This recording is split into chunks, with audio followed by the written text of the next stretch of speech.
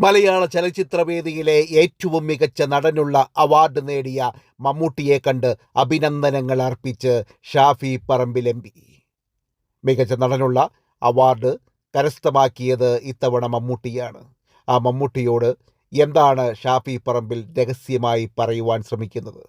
അപ്പോഴേക്കും എന്തുകൊണ്ടാണ് ജോൺ ബ്രിട്ടാസ് ഓടിയെത്തിയത്? ഷാഫി പറയുന്നത് കേൾക്കുവാൻ ശ്രമിക്കുന്ന ജോൺ ബ്രിട്ടാസിനെ കണ്ടതോടുകൂടി ഷാഫി പറമ്പിൽ അവിടെ നിന്ന് രംഗം കാലിയാക്കുകയാണ്. എന്തായിരിക്കും ഷാഫി പറമ്പിൽ രഹസ്യമായി ശ്രീമാൻ ഭരത് മമ്മൂട്ടിയോട് പറഞ്ഞത്? എന്തുകൊണ്ടാണ് ആ രഹസ്യം പറയുന്നിടത്തേക്ക് ജോൺ ബ്രിട്ടാസ് ഓടിയെത്തിയത്? എന്തുകൊണ്ടായിരിക്കും ജോൺ ബ്രിട്ടാസിനെ കണ്ടതുകൊണ്ട് ഷാഫി പറമ്പിൽ രംഗം കാലിയാക്കി നടന്നു നീങ്ങിയത്?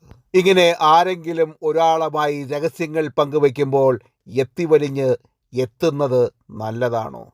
നല്ലൊരു ശീലമാണോ മറ്റുള്ളവർ പറയുന്നത് കേൾക്കുന്നത്?